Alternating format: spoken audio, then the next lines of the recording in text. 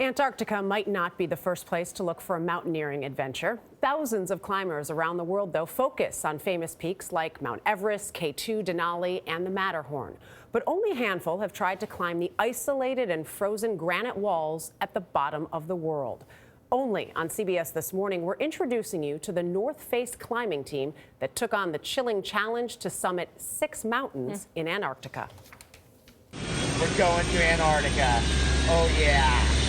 When this massive cargo plane lifted off from Cape Town, South Africa, it was carrying 1,700 pounds of extreme cold weather gear and 6 of the best rock climbers and mountaineers in the world. We made it onto the continent. Their destination? Almost 6 hours flight due south, a rugged and remote region of Antarctica called Queen Maud Land. There's kind of an elliptical ring of mountains, and there's 6 peaks with walls between 2,000 and 3,000 feet tall. For a climbing legend like team leader Conrad Anker, those walls, which very few people have ever seen, much less scaled, are irresistible. The fact that it's always below freezing makes it a challenge for wall climbers. The remoteness, the cliff face, and the temperature, any one of them can get us. But all 3 together, you always have to manage that risk on a day-to-day basis. Yosemite search and rescue vet Cedar Wright came up with the idea for the all-star Antarctica adventure. If you go out deep into the center of that wild, unexplored continent, you find one of the most impressive ranges of granite in the world. I look at it like as a frozen Yosemite.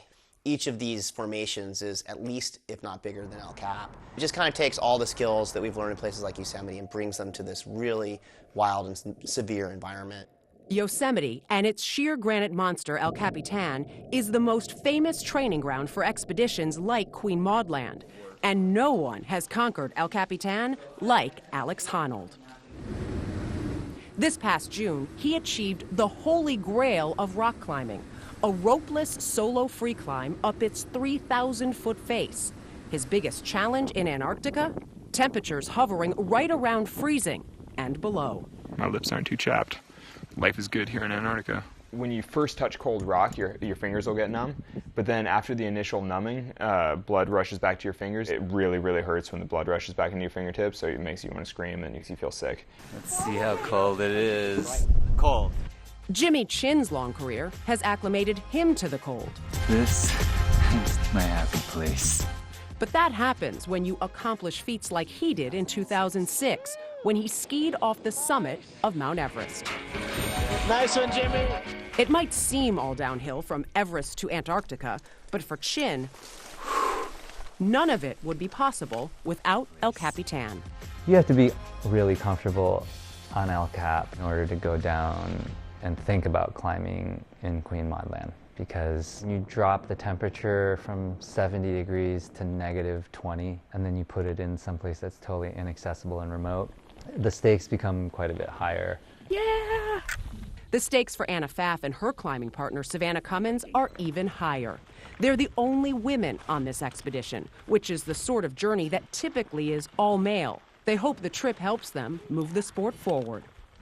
Sick! I would like to get more women in the sport of doing this kind of stuff. There's still the stigma that, you know, the mountains are made for men. I've had people say these things to me before.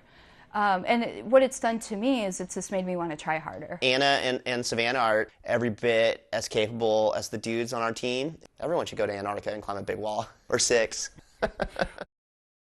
Those stunning images come from the team's documentary film crew, which captured every moment of this incredible expedition. And in the new year, they will join us here at the table on CBS This Morning with more footage and stories from their alpine adventures at the bottom of the world. And I love seeing the Everest guys that we were following the last couple years that did their Everest expedition on social media, reaching out and congratulating them and sort of saying reach for these goals. And like a family. Like yeah, it really is. People that would actually do that. Exactly. I love seeing the women too. Yeah. It's so inspirational. I feel so inadequate. But I'll stay here at the table. Yeah, I will stay here. I mean, I feel inadequate, but I'll stay right here. We'll stay right here. We'll talk to them and ask them all the questions we need to know.